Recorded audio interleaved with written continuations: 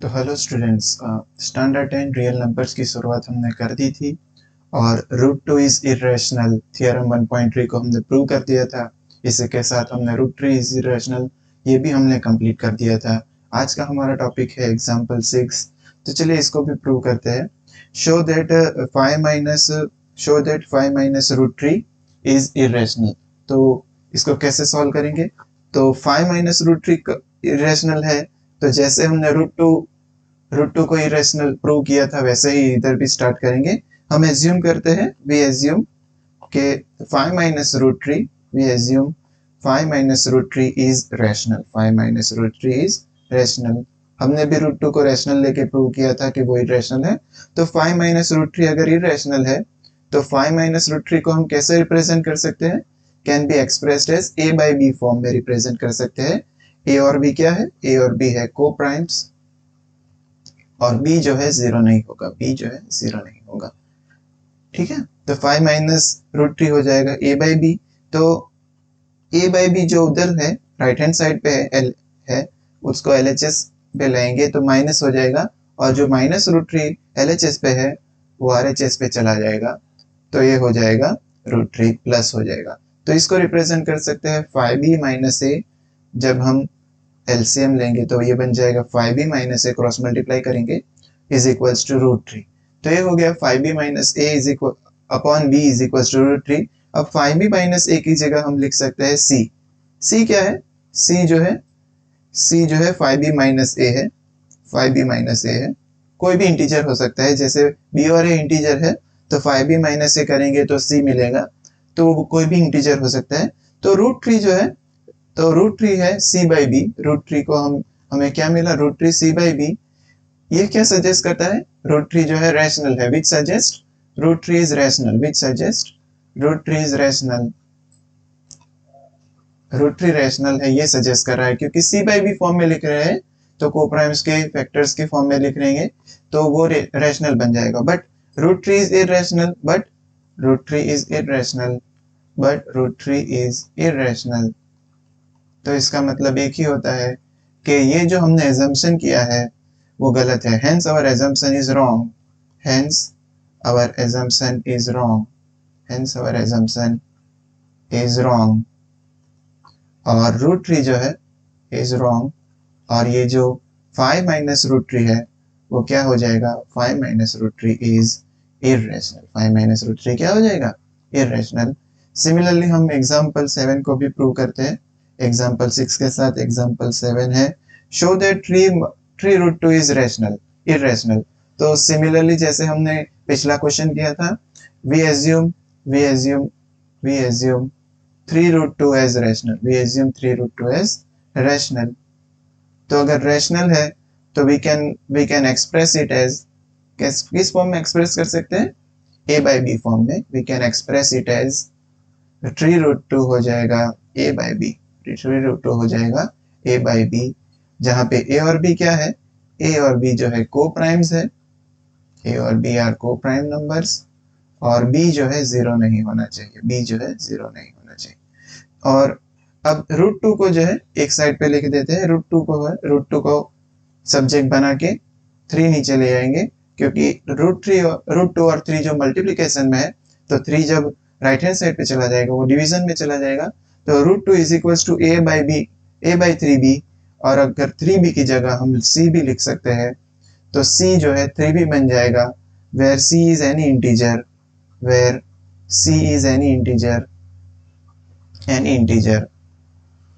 तो root two को है हमने ए बाई सी फॉर्म में लिख सकते हैं। तो अगर ए बाई सी फॉर्म में लिखा है तो इसका मतलब होता है रूट टू जो है, रूट टू रैशनल है, ये बताता है। This suggest root two is rational, but root two but root two is irrational. We know that root two is irrational, but root 2 is irrational. So our assumption is wrong. So our assumption is wrong. So our assumption is wrong. So our assumption is wrong. And hence 3 root 2 जो है 3 root 2 भी हो जाएगा, 3 root 2 is irrational, 3 root 2 is irrational। तो ऐसे easily हम prove कर सकते हैं। अगर आपको रूट टू का प्रूफ मालूम है तो ये तो बहुत ही सिंपल क्वेश्चन हो जाएंगे। तो चलिए अब एक्सरसाइज 1.2 को भी कंप्लीट कर लेते हैं। क्वेश्चन नंबर 1 देखते हैं। Prove that root 5 is irrational. तो जैसे हमने रूट 2 के लिए ये लिखा था वैसे ही we assume that root 5 is rational. We assume that root 5 is rational. So root 5 can be represented as root 5 can be represented as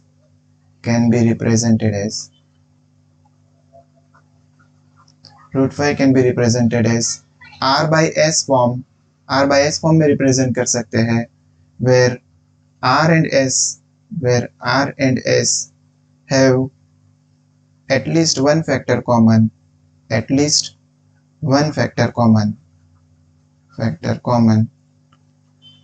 तो रूट 2 बन जाए। रूट 5 को हम कैसे लिख सकते हैं? तो root 5 will become a by b, where a comma b क्या हो जाएंगे? a कॉमा b हो जाएंगे को प्राइम, और b जो है b does not equal to 0। अगर आपको नहीं मालूम पड़ रहा है ये स्टेप कैसे आया, तो डिस्क्रिप्शन बॉक्स में रूट 2 इज इरेशनल को जब हमने प्रूव किया था तब ये सब मैंने एक्सप्लेन किया था। तो आप फिर से डिस्क्रिप्शन बॉक्स में जाके उसका लिंक देख सकते हैं और वो वीडियो देख सकते हैं। तो चलिए अब आगे बढ़ते हैं। अब root 5 is equal to a by b form में लिख दिया, तो रूट 5b हो जाएगा a, क्रॉस मल्टीप्लाई करते हैं तो रूट 5b हो गया a। तो अगर हम स्क्वायर करेंगे बोथ साइड तो ये हो जाएगा 5b square is equals to a square. तो इसका क्या मतलब होता है? 5b square is equals to a square. 5b square is equals to a square का मतलब होता है 5 जो है 5 डिवाइड करता है a को, a स्क्वायर को, सॉरी 5 डिवाइड्स a स्क्वायर, क्योंकि 5b square is equals to a square, तो a स्क्वायर जो है a स्क्वायर का मल्टीपल 5 हो गया। और 5 अगर डिवाइड करता है a स्क्वायर को तो बाय थियरम 1.2 हम क्या लिख सकते हैं? 5 जो है a को भी डिवाइड करेगा, 5 डिवाइड्स a। तो 5 अगर a को डिवाइड करता है तो हम 5 को कैसे लिख सकते हैं? तो हम a लिख सकते हैं, a को लिख सकते हैं 5c की तरह। a को क्या लिख सकते हैं? Then a is equals to 5c, क्योंकि a जो है 5 जो है a को डिवाइड करता है तो 5 का मल्टीपल होगा वो। अगर a is equals to 5c तो a स्क्वायर हो जाएगा 25c स्क्वायर। तो इसको बोल दो रिजल्ट नंबर 1 और इसको बोल दो रिजल्ट नंबर 2। तो कंपेयर करते हैं 1 और 2 को, कंपेयर 1 एंड 2। तो 1 हो जाएगा 5c, 2 हो जाएगा 5c स्क्वायर, और 1 है 5b स्क्वायर, और 2 है 25c स्क्वायर। 2 है 25c स्क्वायर और 1 है 5b स्क्वायर। तो 25c स्क्वायर हो जाएगा 5b स्क्वायर। तो ये जब 5 कटेगा 25 से तो ये हो जाएगा 5, तो 5c स्क्वायर हो जाएगा b स्क्वायर। इसका मतलब होता है कि 5 जो है b स्क्वायर को डिवाइड करता है, 5 डिवाइड्स b स्क्वायर, क्योंकि उसके टेबल में आ रहा है। तो अगर 5 जो है b स्क्वायर को डिवाइड कर रहा है, सो बाय थियरम 1.2 हम लिख सकते हैं 5 जो है b को भी डिवाइड करेगा, 5 डिवाइड्स b। और अगर 5 डिवाइड करता है b को तो 5 जो है a को भी डिवाइड कर रहा है, तो 5 is a common factor, 5 is a common factor of a and b both. तो ये जो है हमारी assumption को रॉन्ग प्रूव कर रहा है। hence it proves our assumption wrong, and it's proved our assumption wrong। हमने जो assume किया था कि a और b को प्राइम है, assumption is wrong। और अगर हमारी assumption wrong है तो उसका मतलब यही होता है कि रूट 5 जो है, hence रूट 5 is irrational। तो ये बहुत ही आसानी से, अगर आपको रूट 2 का प्रूव आ रहा है तो रूट 5 को भी इजीली आप सॉल्व कर सकते हैं।